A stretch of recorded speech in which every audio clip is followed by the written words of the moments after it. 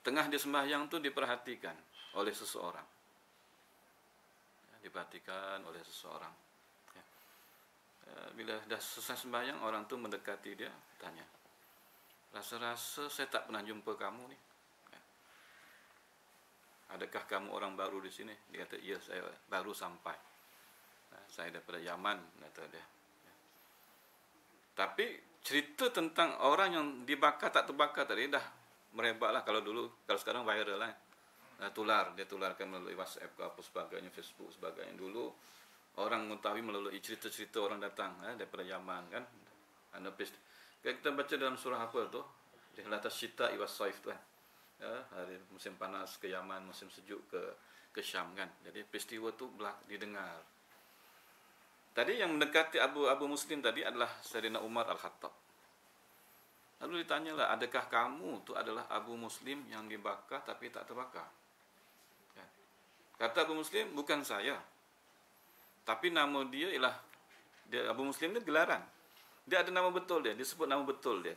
Nama dia sekian. Dia jugalah, nama dia juga. Tapi cuma dia kata yang dibakar tu namanya sekian, bukan nama Abu Muslim. Abu Muslim tu gelaran. Kan.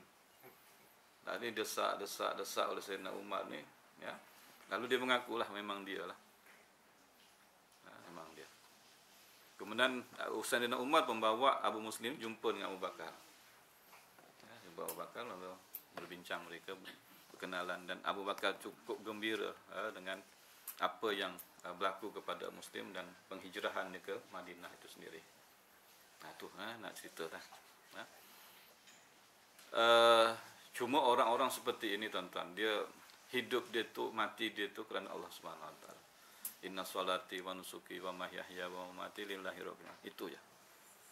Sebab dia yakin bahawa rezeki segala-galanya dah ditentukan oleh Allah Subhanahu Wa Taala. Kan? Semua dah ditentukan oleh Allah. Sebab tu umur Abu Muslim ni panjang sehingga dia hidup di zaman Muawiyah bin Abu Sufyan. Kan? Mana Abu Bakar, Umar, Osman, Ali, kita shortcut terus kepada Muawiyah lah. Walaupun anak Sayyidina Ali pun pernah menjadi khilafah kan, Hasan, Husain dan sebagainya. Itu dalam tempoh masa yang pendek lah. Tapi kita terus ambil kepada di zaman Muawiyah tu berlaku satu kemarau. Satu kemarau yang menyebabkan binatang-binatang pun tak boleh nak makan. Kalau sekarang ni kita tengok di Syria kan, di Syria masyarakat yang tak nak melarikan diri keluar daripada negara Syria, mereka mengutip kotak-kotak ataupun dah surat khabar kan, disimpan. Dia kata kalau tak ada makanan, kotak inilah direndam, kemudian kan dia jam kan, itulah jadi makanan. Kita belum sampai peringkat itulah ya tuan-tuan. Rendam tu kita main baling-baling. Baling-baling. Di Syria dia jadikan makanan. Tapi di zaman Sayyidina Muawiyah tu berlaku satu kemarau yang memang orang dah macam di Somalia. Somalia tu tinggal kulit dan tulang. Memang kemarau tu memang melampau lah istilah dia. Memang teruk sangat. Lalu Muawiyah mengarahkan, memanggil Abu Muslim tadi itu, supaya menjadi imam untuk sembahyang istisqa ni. Istisqa ni sembahyang minta hujan, sembahyang minta hujan. Tapi lah orang yang begitu tuan-tuan bukannya mudah.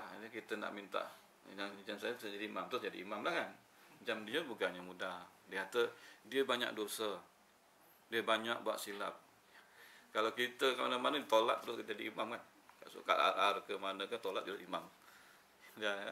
Dia tak ada. Dia kata ada ramai lagi orang yang soleh-soleh, yang baik-baik, yang boleh doa dia dimakbulkan oleh Allah Subhanahu Wa Taala. Tapi ini arahan Muawiyah. Itu arahan Muawiyah supaya kamu, wahai Abu Muslim, menjadi imam juga. Akhirnya dipujuk, dia setuju untuk jadi imam. Tapi ketika dia nak sembahyang tu, dia buka kopiah dia, kalau bagi kopiah, dan serban dia tu dia letak tepi. Sebagai satu tanda merendahkan diri kepada Allah Subhanahu Wa Taala.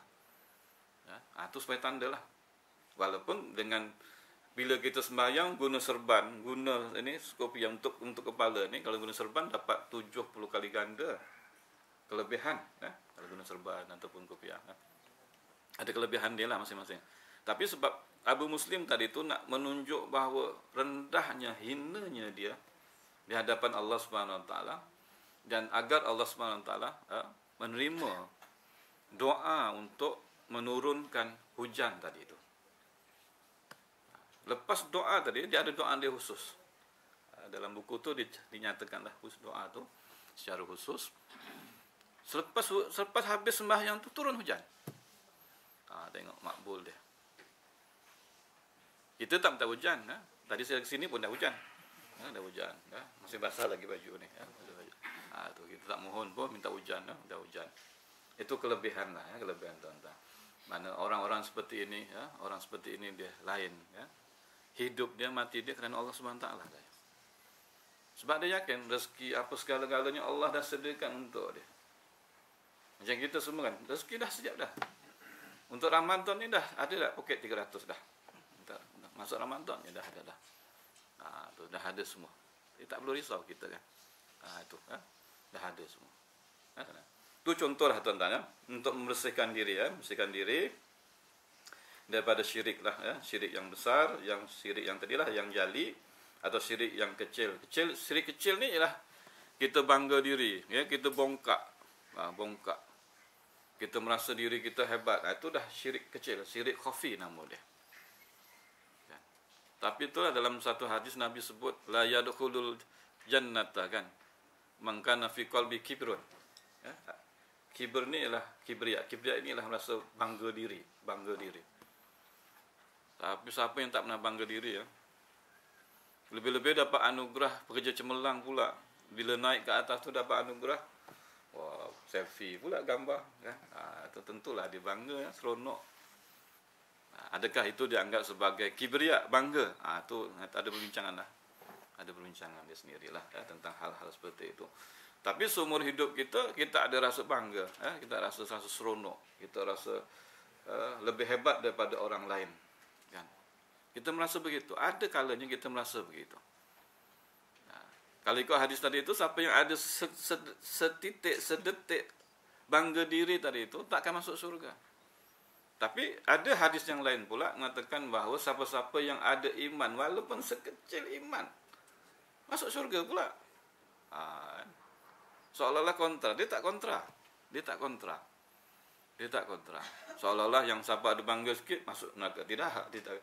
Itu maksudnya Allah berikan pada kita pilihan. Untuk kita memilih. Manusia diberi akal fikiran yang bagus, yang baik. Untuk kita fikir yang mana yang sesuai, yang terbaik untuk kita. Yang terbaik. Tapi kena mujahadah lah. Kena bersungguh-sungguh untuk mencari perkara tu.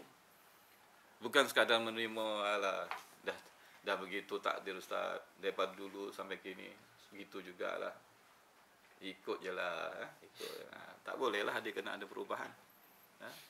Sebab innallaha la yughayyiru ma biqaumin hatta yughayyiru ma bi anfusihim. Allah tak akan ubah nasib kita kalau kita sendiri tak nak ubah. Okey itu. Dan sabda Nabi sallallahu alaihi wasallam, innamal a'malu binniyat wa innama likulli imri'in ma nawa. Faman kanat hijratuhu ila Allahi wa rasulihi fa hijratuhu ila Allahi wa rasulihi. Wa man kanat hijratuhu lidunya yusibuha aw imra'atin yankihuha fa hijratuhu ila ma hajara ilaih.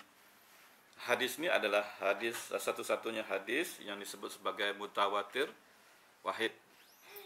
Mana hadis ini diriwayatkan oleh Sayyidina Umar.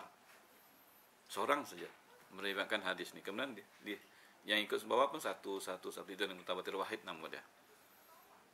Tapi dia mutawatir, taraf dia mutawatir. Mutawatir ini dari suatu hadis adalah hadis yang sahih. Hadis yang sahih. Mana kita boleh terimalah pada hadis ini Apa maksud hadis ini? Hanya saja sah segala amal ibadat itu dengan segala niat. Tu. Mana ikut niat kita sah. Kita duduk di sini, kita dengan kuliah ni untuk mencari ilmu, contoh. Dengan mencari ilmu tadilah kita diberi ganjaran pahala kepada mencari ilmu yang wajib tadi itu. Nah, kalau sekadar duduk, dapat duduk sajalah. Ya. Tapi kita kena niat untuk mendapatkan ilmu, untuk upgrade diri kita dan sebagainya. Innamal a'malu binniyat. Segala amalan kita tu bergantung kepada niat. Apa tujuan kita? Ya. Kalau tujuan kita makan tadi itu untuk menguatkan diri kita, bangun malam untuk beribadat, tu dapatlah pahala. Kan? Kalau sekadar makan jadi rutin biasa lah. Kan? Rutin biasa saja, tak dapat apa-apa pun pahala. Sana. Kemudian faman kanat hijratuhu, ya. Dan hanya saja, ya, bagi tiap-tiap seorang tu barang yang berniat akan dia. Artinya tiada baginya barang yang tiada berniat akan dia. Mana kalau dia melakukan satu perkara itu tidak ada niat atau fokus atau qasad dia, maka dia tak dapat apa-apa lah. Dia tak dapat apa-apa, ya. Dan tiada baginya, barang siapa barang siapa ada berpindahnya kepada Allah. Ini bahasa lama tuan-tuan, ya. Faman kanat hijratuhu ilallah. Barang siapa yang berhijrah, kan sekarang ni ramai istilah hijrah. Artis dah hijrah, ya. Orang semua dah hijrah, ya. Semua hijrah. Nah, jadi hijrah ni adalah satu yang bentuk yang baiklah, daripada satu keadaan kepada satu keadaan yang lain. Ya, satu keadaan. Tak kira lah kita hijrah daripada rumah yang 2 bilik pada rumah yang 6 bilik. Hijrah juga nama dia. Ya, hijrah juga. Ataupun daripada TV 3 ke TV hijrah. Boleh juga, sama je TV hijrah. Ya, sama, ya. Ilallahi wa rasuli fa hijratu ilallahi wa rasuli. Kalau memang betul-betul niat dia hijrah tu kerana Allah dan Rasul, maka dia dapatlah seperti mana yang dijanjikan oleh Allah Subhanahu Wa Taala dan dijanjikan oleh Rasulullah sallallahu alaihi wasallam. Nah, sana, ya. Tapi wa man kana hijratu lidunya, barang siapa yang berhijrah tadi itu, ya, membuat satu perubahan, tapi semata-mata perubahan tu untuk keduniaan saja. Ya, mungkin penampilan dia, ya, yang dah hitam jadi kuning rambut dia, ya. Yang mungkin yang muka yang dah gedut-gedut, buat facial pula. Buat tu untuk dunia sajalah. Ya, ya. Ataupun dia buat sesuatu untuk daya tarikkan manusia. Ya, daya tarik manusia. Itu semua, ya, kerana keduniaan, ya. Faman kana hijratu ilid dunya, ya, yusibuha, yang bakal dia perolehi. Ya, dia berubah daripada satu pekerjaan pada satu pekerjaan yang lain. Tapi pekerjaan yang dipindah tadi itu ialah untuk kadang-kadang untuk dapat gaji yang lebih. Ya, walaupun dia tahu bahawa kerja itu tak sesuai. Ya, dia sudut syarak dia mungkin tak sesuai. Dia sudut jiwa dia pun tak sesuai. Tapi sebab income dia 3 kali ganda daripada kerja asal, dia pun ambil jugalah. Ya, ambil juga. Awi mura'atin, ataupun dia berhijrah tu disebabkan oleh nak berkahwin, ya, dengan perempuan. Mungkin sebabkan mana perubahan diri dia tu disebabkan oleh seseorang, biasanya perempuan lah, ataupun seseorang, ataupun lagi seseorang tu ataupun kawan dan sebagainya. Ya. Perubahan tu disebabkan oleh seseorang. Ya. Tapi perubahan tadi tu tidak membawa kepada istilah dia kepada yang membawa kepada keagamaan tadi itu, kan. Dia hanya terpengaruh dengan kawan dia. Dia berubah juga. Dia dulu asalnya orang kampung datang ke sini, dia berubah ikut kawan-kawan dia. Ikut kawan-kawan dia. Itu yang berubah ikut kawan-kawan. Ya. Awi muru'atin yang kihuha. Mana fahijratu ila mahajara ila. Mana penghijrahan dia, perubahan dia tadi itu, dia akan dapat seperti mana yang dikehendaki. Ataupun yang diharapkan tadi, seperti mana yang dihendak. Ini kisah dia, kisah penghijrahan zaman Nabi lah dulu. Sebab ada yang berhijrah tu sebab makwa dia dah pindah, dah hijrah ke Madinah. Jadi dia pun hijrah sebab nak kahwin dengan perempuan tu. Ya. Tapi dalam dunia moden kita sekarang ni, penghijrahan tu kita boleh lebih luaskan makna dia kepada perubahan-perubahan yang berlaku disebabkan oleh kawan-kawan kadang-kadang. Bukan kawan-kawan tu membawa kepada yang positif. Kadang-kadang kawan-kawan tu membawa kepada negatif pun ada. Kan? Membawa kepada negatif pun ada. Jadi ini perubahan-perubahan dia bergantung kepada kehendak kita sebenarnya. Ya, pada diri kita sendiri sebenarnya di sana, ya. Maka barang siapa yang ada berpindahnya kepada Allah dan Rasulnya, maka berpindahnya itu kepada Allah dan Rasul. Artinya barang siapa yang berpindah dari negeri kufur atau negeri kafir kepada negeri Islam dengan niat yang ikhlas kerana menjunjung perintah Allah dan Rasulnya, maka berpindahnya itu mulia dan diterima dan diberi pahala. Saya malam tadi first time masukkan Islam orang.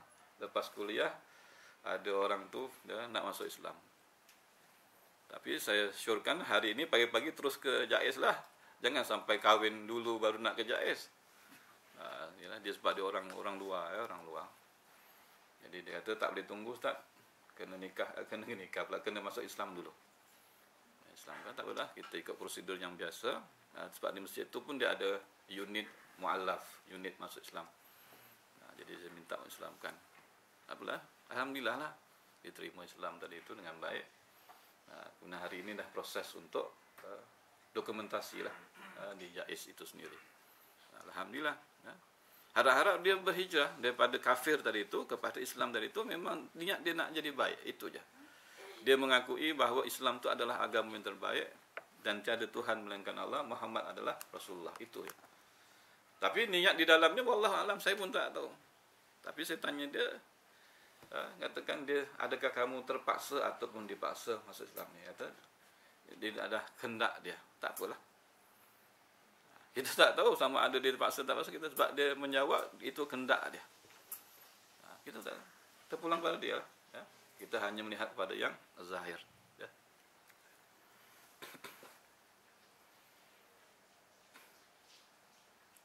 Kemudian artinya menjunjung yang mulia terima. Dan barang siapa yang ada berpindahnya kerana dunia, yang mendapat ia akan dia, yang keduniaan tadi itu dia memang dapatlah. Apa yang dia nak tu dapatlah. Kalau saat dunia ni dia boleh dapat apa saja yang dia nak, apa saja yang dia nak dunia ni. Atau kerana perempuan yang hendak berkahwin akan dia, maka berpindahnya kepada orang yang berpindah ia kepadanya sangat keji, kerana menzahirkan ia akan berpindah kepada Allah dan Rasulnya dan menyembunyikan ia akan yang menyalahinya. Ini mana kalau tuan-tuan nak berubah, berubah ni bila-bila masa boleh berubah kepada satu keadaan yang baik, kepada keadaan yang lebih baik. Sekarang tuan-tuan dah baik dah, nak berubah kepada satu keadaan yang lebih baik, lebih istimewa di sisi Allah Subhanahu Wa Taala. Dia sudah perubahan tu, okey, kita terima. Kita nampak ada perubahan, ada perubahan. Bila sembahyang, dia sembahyang sunat lepas tu, kemudian dia sembahyang lagi, nampak ada perubahan. Tapi di dalamnya wallahu alam, tidak ada seorang pun yang boleh komen dalam hati manusia tadi itu. Cuma dia saja yang tahu tentang perubahan, perpindahan dia, keadaan dia dan sebagainya. Tak ada seorang pun yang tahu melainkan dirinya sajalah sana. Dan menyembunyikan ia akan yang menyalahi sekalipun mencuri harta dunia, dan perempuan itu harus pada syarak.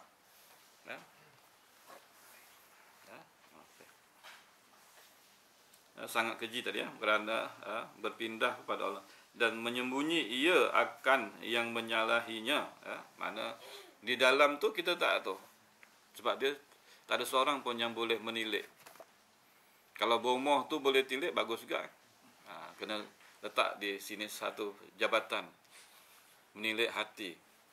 Menilik hati. Mana sebelum dia masuk kerja tu jumpa dulu. Hari ni kamu tak bagus ni. Balik.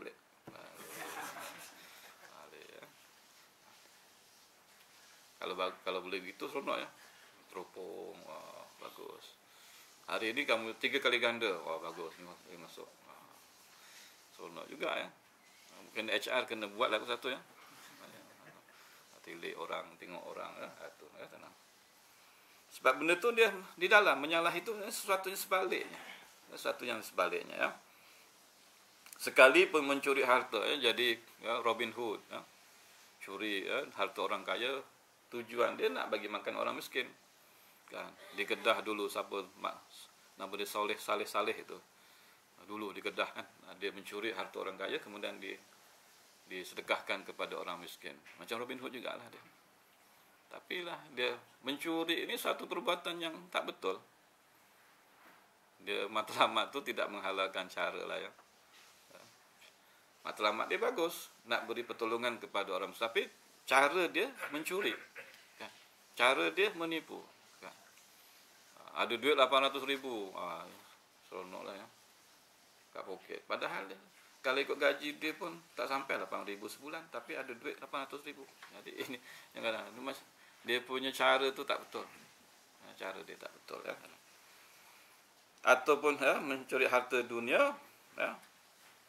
Dan perempuan itu harus pada saat, dan sabda Nabi SAW yang terakhir ni tuan-tuan, al-ikhlasu sirrun min sirri istawda'tahu qalba man ahbabtuhu min ibadi. Maksud dia, bermula ikhlas itu satu rahsia daripada rahsia aku, kata Allah Subhanahu Wa Taala. Kata Nabi SAW ya. Aku taruh akan dia, aku letakkan dia ya, pada hati mereka yang aku kasih akan dia dari segala hamba-hambaku. Ya. Ikhlas ni Allah yang letakkan. Ya, letak pada hati. Dan orang yang istimewa, orang yang beruntung mendapat ikhlas ni ialah orang-orang yang yang menghampirkan dirinya pada Allah Subhanahu Wa Taala. Ya. Yalah, kadang-kadang kita biasanya ni, tapi bila kita buat silap, kita automatik kita boleh sebut astagfirullah. Bila kita nampak keindahan, oh subhanallah, kita boleh sebut subhanallah. Kadang-kadang bila kita nampak indah, cantik perempuan tu, cantiknya. Kenapa kita tak sebut subhanallah? Sebab tak biasa kan? Padahal itu ciptaan Allah tu. Dia cantik, memang cantik. Semua orang di sini yang di surau nampak perempuan tu memang dia cantik. Tapi kenapa kita tak sebut subhanallah? Cantiknya. Padahal setidak-tidaknya kita puji Allah Subhanahu Wa Taala. Maha suci Allah Subhanahu Wa Taala. Dengan penciptaan yang begitu hebat kepada wanita tersebut. At this point kita dapatlah pahala. Kalau sekadar puji dia cantik, Tuan Haji ya, cantik dia. Saya baik dah tua.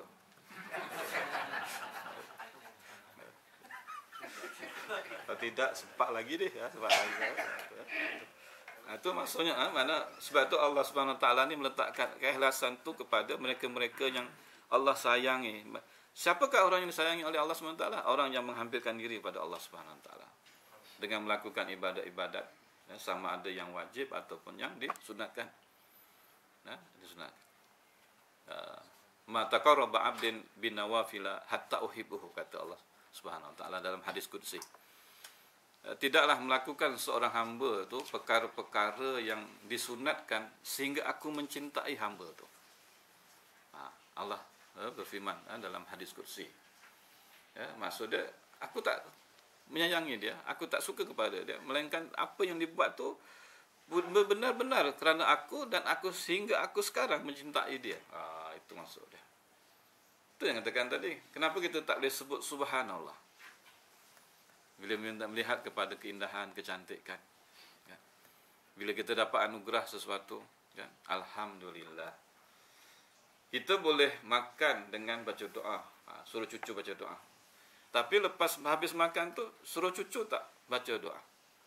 Habis makan. Tak ada. Ya, tak ada. Kadang-kadang lepas doa, kita pula yang, cuk, jom tengok TV. Makan depan TV. Depan TV. Itu yang kadang-kadang. Doa tu betul. Tapi dia punya cara tadi tu yang merosakkan kepada keikhlasan tadi itu. Memang kita berdoa tu kita mengharap agar Allah Subhanahu Wa Taala memberi ganjaran kepada kita yang sesuai dengan perbuatan kita. Tapi bila kita melakukan perbuatan tadi itu menyalahi dengan hukum syarak, maka dia merubah keikhlasan. Di sana ya. Wallahu a'lam tuan-tuan ya. Jadi di penghujung Ramadan ni, di penghujung Syaban ni, kebiasaan dan sunnah Nabi SAW itu sendiri apabila nak masuk kepada bulan Ramadan ni, Nabi sentiasa mewar-warkan tentang kedatangan Ramadan itu sendiri. Ini satu sunnah Nabi. Maka maka tuan-tuan ceritalah pada orang, ataupun yang rajin menulis di WhatsApp ke ataupun media-media yang ada tu, tulislah Ramadan datang. Sebab dia ada hadisnya. Laqad jaa saya tengok ada satu bulan yang menaungi itu, ada satu bulan. Hadis tu panjang. Tentang kedatangan Ramadan itu sendiri, dan di dalam hadis tu ada kelebihan-kelebihan tentang bulan Ramadan itu sendiri.